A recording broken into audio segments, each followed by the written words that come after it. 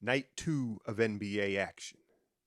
I know a lot of you are kind of strictly Warrior fans, and that's the team you follow. And that's how most NBA fans are. They follow their team very closely, and I understand that. But some of you are Hoopers and NBA fans. And what I ask if you are a subscriber is when I make these videos that aren't necessarily about the Warriors, give it a click, give it a minute or two to see if you're interested. I'm dropping gems, and it's just going to really help me grow the channel and get the views, the clicks, and the subscriptions. So yeah, take a listen, even if it's not Warrior content. I encourage you because I watch other games. I have other takes that I think are pretty good. I'll start in Brooklyn. The Nets, they might have to start an OnlyFans, right? If they're going to spread cheek like that, I mean, that was rough. That was rough. Now, I'm going to shoot them a little bit of bail, right? I don't know if I mentioned this here on the channel, but I think what we're seeing in the NBA is very similar to what we've saw with the NFL this year, where the new in vogue thing is to not really play in the preseason, right? Rest your guys. And I think specifically with the veteran players around the NBA and some of these more veteran teams, they didn't play a whole lot in the preseason. And so this first week or so of the NBA actions, we're going to see some preseason like efforts out there. And so I think the Nets were struck by that, right? Then you look at Seth Curry and Joe Harris, both out of the lineup, and those are the two shooters really that unlock their spacing, right? That's it. And Seth will be back. The Joe Harris thing, it sounds grim, right? Swelling in his 2-time surgically repaired foot. That's bad news. But I think that the story really is the Pelicans. As much fun as it is to shit on the Nets, right? I think the real story is the Pelicans, this young team, and they look like a nightmare to deal with. They look like a nightmare, man. Like, okay, Zion, what has it been? 533 days since he's been on an NBA court.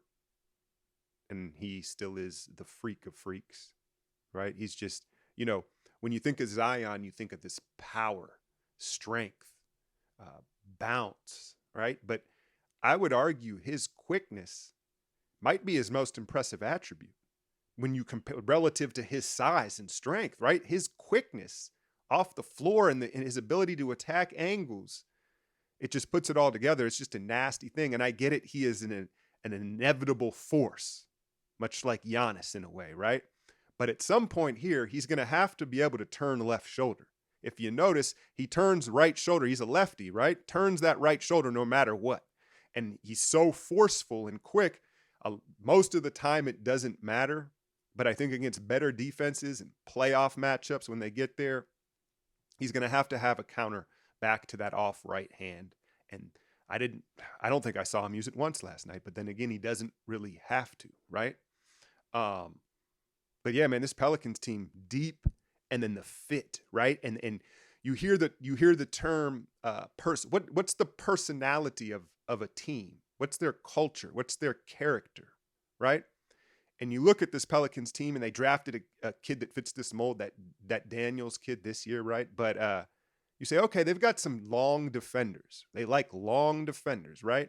But I think what caps that off, what tips it, is they all have these crazy motors, right? You've got Trey Murphy, Herb Jones, of course, Grand Theft Alvarado, right? Zion's motor offensively revs really high, right? But in shape now, defensively, you'd like to see it pick up with the rest of the team. But Nance Jr., Najee Marshall, they're all what I call 50-50 guys. Meaning like when there's a 50-50 ball, loose ball, and they're like, those guys usually win that, right? They're getting down on the floor and they're just playing with that energy. And there's so many of them, I don't think the team can help but kind of pick up that personality and that energy. They're going to be a high motor, high energy defensive team. You saw the length. That's the other aspect of it with the Nets. As bad as they looked, like this is a bad matchup for them with the length. How many guys, I know Cade got his really, but how many guys can they throw at wing scores? When you look at Herb Jones, Marshall, I didn't even say Brandon Ingram, right? They've got a lot of guys to throw at you defensively, and then they're going to play harder than most teams on most nights. And then you've got the bucket getters in CJ, Zion, and BI. So it's a recipe. I guess my two questions when you're dealing with high motor active defensive guys, I've got two questions for you long-term over a season. Is one, durability. Because again, they're willing to hit the floor. Like you look at Nance, they do the most, right? And then shooting long-term. Because they spend so much energy, they're so physical and they're scrapping, can they sustain good averages shooting the ball? As the year, as you get into game 60, is Trey Murphy, well, Trey Murphy's not a good example because he's a pure shooter, right? But are some of these guys still able to knock down open shots and stuff, or are they banged up, and is their gas tank lower than other players? Can they pace themselves? But that's where their depth should come into play, right? So very impressed with the Pelicans. I thought it was much more about them than how bad the Nets look. However, Brooklyn, I think it's something to monitor. Nash is he already on the hot seat, right? Like Nash, I think Nash might be the first coach to go this year. You already know the KD, Kyrie drama, and that, they're trying to act like that didn't happen. But, if they get off to a slow start, I think that's something to keep an eye on. Now, the other game that I brought up yesterday that I was interested in, Magic Pistons. Two of the younger teams with all these young first and second year guys and prospects. I don't know about y'all, but I love watching the first and second year guys because, when you look at these players and their arcs, the first 3 years is where they make their jumps, right? Is where you're going to figure out who they're going to be in their NBA careers. That's what's fascinating to me. And so these two teams, tops in the league in that situation. And what I like most about both of these teams are their guys are toolsy all up and down the roster. Toolsy. It's kind of a baseball term, right? But what I mean is they can all dribble, pass, and shoot pretty much from every position relative to their position. And so you saw spacing, and I think it's just going to lead as they get comfortable to fun up and down offense, right? Jaden Ivey, what was he, the 5th pick? Just after Keegan Murray, who didn't play last night. That was disappointing. So I wasn't that high on him. I didn't get to do as much scouting as I typically like to do with a lot of these players because the Warriors played almost into July, right? But from what I saw from him at Purdue, I wasn't as high. Like I wasn't saying he's going to be a bust or nothing like that, but I liked Murray better. And what I saw was like just everything in transition and everything in a straight line. And we've seen these prospects before, right? Where in college, you can kind of get away with that. But once the level of athlete and size is ratcheted up to the NBA, it doesn't work out as well. I just didn't see a lot of half-court stuff with him, right? But, he plays a lot bigger than he's listed, right? When you say, like, if you say, hey, I've got a prospect here, he's 6'4", he's a straight line drive slasher. It sounds a lot different if you say, hey, I got a prospect who's 6'7", and he's a straight line drive slasher. Because he plays like he's 6'6", 6'7". The bounce along with it's got to be a 7-foot wingspan. And then the fit. You saw what Bogey did in his debut if you didn't. I guess a lot of people this wasn't a marquee matchup. Let me not act like it was. But Bogey came out and sprayed the block. What do you have, like 7 threes? So that, that was, and then Beef Stew from the corner. That sounds crazy, right? As crazy as that sounds, it allows them to play 5 out a lot of the time, provide that space for Ivy. And then the fact that he's playing off Cade really as the secondary initiator or creator, that allows him to play in straight lines. And so impressive debut from him. And I think the fit looks really good. Let me talk a little bit about Cade though, because he is in the ilk of Luka and LeBron. I'm not saying he's there yet, right? But he is a big do-it-all point forward, right? But who he reminds me of more than those two from a personality and an instinct perspective is Jason Kidd, right? He's kind of this stoic, icy, tough leader. And I think that he is much less thirsty scorer than Luka or LeBron, right? He's just, you saw in the end of that game when he found Beef Stew in the corner and he had that instincts. And so he just plays ball. I'm just a big fan of Cade and the fit. How about the Duran kid, looks like another steal. MJ just gets jacked, man.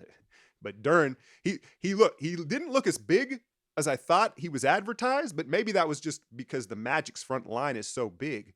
But what stood out to me with Duren is, look, when you've got an athlete that big and bouncy, if he has elite hands, that usually works out. And the hands stuck out for me. He catches everything. Just a smooth, big athlete. Yeah, man, impressive. I'm gonna keep my eye on Detroit. I think they have a lot to be excited about because you see so many teams, young team. They acquire talent if they draft right because they're always in the lottery, right? But the fit doesn't necessarily work. That's usually what you see because when you're in a situation where you're at the bottom of the league, you got to go best player available, right? And a lot of teams just believe in that strategy regardless. But what that does sometimes is you've got these players that don't fit. And Detroit, Ivy and Cade, they seem to fit like peanut butter and jelly. You got the rim roller, you bring in the shooting, you got Sadiq. It's looking good now for Orlando. Paolo Banchero, 25 and 5. He is who we thought he was, right? He is who we thought he was. I don't have to spend much time on him. I think that, the separator, you see the skill set, right? He's toolsy, right? But the strength, because he's one of these guys where he doesn't really have to beat you because he's so strong. And you saw him show like more bounce than I thought he had. Everybody's going to see the big dunk on who was that? Corey Joe looks like he'd been eating. Corey Joe looked big out there, but he jumped over Corey Joseph, but he showed more bounce actually. There was a chase down block where he got to the top of the square.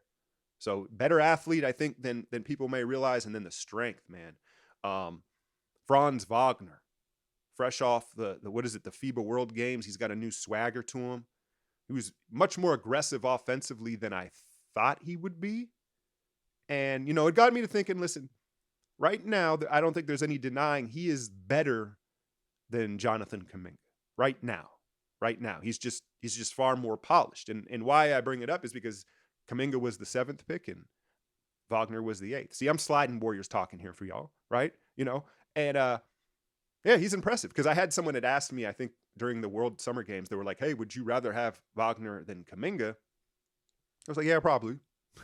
Probably, as intriguing as Kuminga is, because you look long term, it almost seems like they would have been in better situations for both guys if Kuminga would have went to Orlando and we would have got Wagner, because Wagner, he would have fit in our system better, right? I think he wouldn't have been asked to create his own shot and shoot as much and score like he is in Orlando. And then you flip it to Kuminga. If he was in Orlando getting 30 minutes and getting the ball for clear out ISOs, that's kind of his instinct. We got a long ways to go to see how those guys look. I'm not saying Kuminga can't pass him. We know his ceiling is higher because of his physical gifts. But right now, yeah, Wagner would be an ideal fit in the Warriors system. And then poor Jalen Suggs, man. Poor Jalen Suggs. The roof gone already, right? And I've got receipts on this. I said when he came out, I was like, the kid's not going to stay healthy.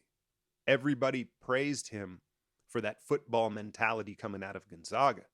And I was like, dude, he's just a wrecking ball out there. And then the sad thing is it appears like he just can't turn it off. It's just so ingrained in him, and it's admirable. You're like, man, he plays hard. He's physical. He dives. He took 5 just terrible falls last night. One of them where he crunched over. Like, I haven't checked the report today. Like, next time Orlando plays, I bet Suggs is out. Like, it's just rough, man. I don't know if he's going to figure it out. And that could have been a whiff there at what was he, the 5th or 6th pick. But yeah, both these two teams, I think, have a lot to be excited about moving forward.